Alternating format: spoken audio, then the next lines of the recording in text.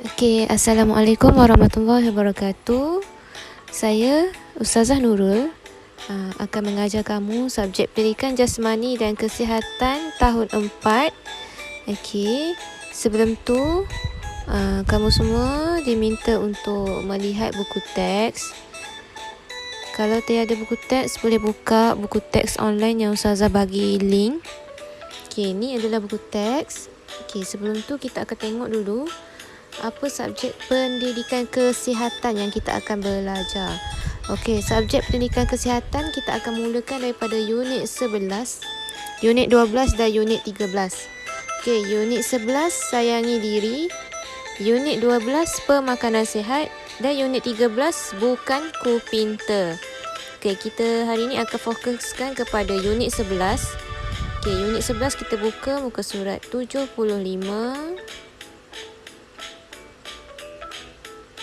Okey. 75. Okey. Okey, unit 11 sayangi diri. Okey, kita teruskan kepada muka surat 76. Okey. 76. Okey, tajuk hari ini ialah zaman remaja. Berkaitan dengan akil balik. Okey, apakah maksud akil balik? Akil balik ialah peringkat kematangan anggota seksual dan sistem reproduktif seseorang.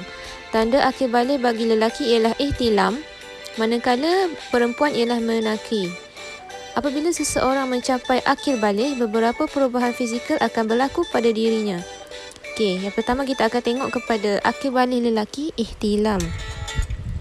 Akil balik lelaki, perubahan fizikalnya ialah yang pertama mengalami perubahan bau badan, yang kedua tumbuh misai dan bulu dada, yang ketiga halkum jelas kelihatan dan bersuara garau, yang keempat dada membidang, yang kelima zakar membesar, yang keenam tumbuh bulu di ketiak dan pubis, yang ketujuh otot tangan dan kaki membesar.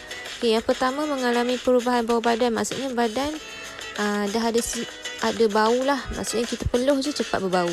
Yang kedua tumbuh misai dekat atas mulut tu, misai, bulu dan bulu dada. Yang ketiga halkum ialah Adam apple. Kalau bahasa Inggeris saya panggil Adam apple. Halkum ni di leher, di tekak yang macam ada ketulan. Bila lelaki dah balik akan timbul ketulan itu dan suara pun bertukar daripada halus kepada garau, kasar. Dada membidang, maksudnya dada membidang ni dada kita menjadi tegap lah, lelaki akan jadi tegap. Zakar membesar, zakar ni ialah alat kemaluan yang digunakan untuk membuang air kecil tu kan. Akan lebih membesar. Seterusnya tumbuh bulu di ketiak. Ketiak dan pubis. Pubis ni berdekatan dengan alat kemaluan. Akan tumbuh bulu. Dan yang terakhir otot tangan dan kaki membesar. Kaki, otot semua akan jadi sado lah. Macam lelaki sekarang kan, bila dah membesar je start sado, besar macam tu. Okey, boleh faham? Okey, informasi. Bertengok informasi. Ihtilam, ejakulasi atau pancutan air mani kali pertama ketika tidur. Maksudnya nak tahu kita ihtilam dah balik, lelaki akan mengalami air mani. Air mani ni berlaku semasa tidur, maksudnya akan mimpi dan dia terjaga keluar air mani, maksudnya dah balik. Masa ni semua bila dah start balik, apa yang kita buat semua Allah akan hitung. Dah mula dapat dosa lah. Jadi bila dah balik ni, kita jangan buat keburukan, jangan buat dosa, sebab Allah terus catat. Kalau kita makin buat dosa, makin jahat, kita akan masuk neraka. Nak masuk neraka ke nak masuk syurga? Mesti nak masuk syurga. Jadi start je akhir balik. Solat jangan tinggal, puasa, buat semua apa yang Allah suruh dan ibu ayah suruh. Okey, seterusnya akil balik perempuan menaki. Okey, berlaku sekitar umur 9 hingga 16 tahun. Yang lelaki tadi 9 hingga 16 tahun juga, sama dengan perempuan. Okey, antara perubahan fizikal yang pertama, jerawat mungkin tumbuh di muka. Jerawat lah tambah. Biasa perempuan ni sensitif dengan jerawat, betul tak? Naik jerawat lah. Bila start naik jerawat tu maksudnya dia dah start ni lah, dah start balik, dah nampak dah dia nak start matang. Yang kedua, mengalami perubahan bau badan. Dah ada start bau badan macam lelaki tadi yang peluh je berbau sikit. Yang ketiga, bersuara lunak. Suara akan lebih jadi sedap. Sebelum tu suara macam kanak-kanak, comel je. Bila dah balik, suara lunak. Bila nyanyi jadi sedap. Itu pasal bila perempuan dah balik, suara aurat. Sebenarnya perempuan tak boleh menyanyi. Jadi kena jaga aurat.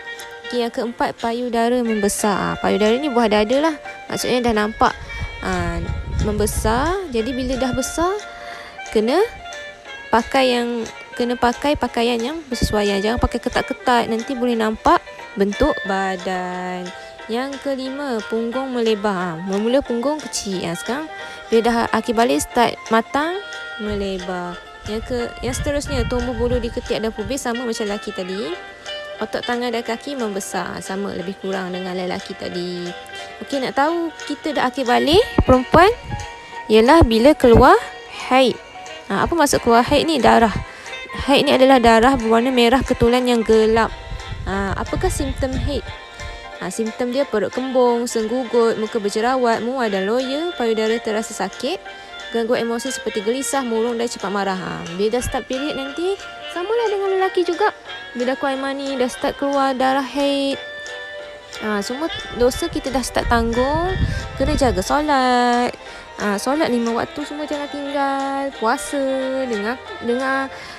dengar perintah Allah, buat apa yang Allah suruh, tinggal Allah larang. Dengar kata mak ayah. Okey, adakah benar kita tidak boleh bersenam ketika haid? Itu tidak benar sama sekali, mitos je. Bersenam boleh kurangkan senggugut. Senggugut ni maksudnya kita sakit dekat bahagian atas ni, dekat bahagian perut, bawah sedikit antara kemaluan kita dengan perut. Tu tengah-tengah. Itu adalah rahim kita. Dalam tu ada rahim. Rahim tu lah yang akan menghasilkan darah haid tu. Bila proses mengeluarkan darah haid tu, dia akan rasa sakit. Senggugut dekat situ lah. Bila nak rasa senggugut ni, kita boleh cara dia tuam dengan air panas. Ataupun kita rendam kain dalam air panas, letak. Boleh legakan lah kesakitan tu, ataupun dengan bersenam. Okay. Informasi, tempoh kedatangan haid adalah berbeza bagi setiap individu. Secara umumnya, haid berlaku selama 3 hingga 7 hari. Maksudnya start umur 9 tahun tu dah ada dah orang mula kena haid. Kat situ bila kena haid kena pakai apa? Kena pakai pad. Orang panggil pad. Dia macam macam pampers budak tapi saiz kecil sikit. Pakai yang tu supaya tidak berlaku kebocoran. Janganlah pakai seluar dalam sahaja. Kena pakai benda tu lah baru tak bocor. Tak adalah sampai keluar orang nampak rupa darah kita, tak elok. Jadi Ustazah dah cuba terangkan apa itu akhir balik lelaki, apa itu akhir balik perempuan. Jadi sama-samalah kita jaga diri kita, jaga maruah diri kita. Bila dah start balik tu, cakap dengan mak ayah. Tadi kalau lelaki cuba cerita, berkongsi. Jangan simpan seorang, sebab kita kena cerita dengan orang dewasa.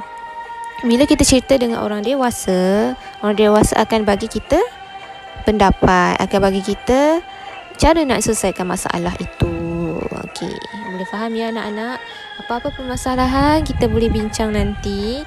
Okey, tugasan yang Ustazah nak awak semua buat ialah, yang pertama, ambil buku tulis, ambil pensel, salin nota untuk zaman remaja ni, muka surat 76. Akhir balik lelaki 1 dan akhir balik perempuan. Boleh buat peta minda ke, peta aiting. Boleh lukis gambar ni, nak ikut macam ni pun boleh. Okey, tulis maksud akhir balik. Yang kedua, tulis apa dia perubahan fizikal akhir balik lelaki. Yang ketiga, tulis perubahan fizikal akhir balik perempuan. Diharap anak-anak semua boleh jaga kesihatan. Jangan keluar rumah, jaga SOP. Kita jaga kita. Okey, Assalamualaikum warahmatullahi wabarakatuh.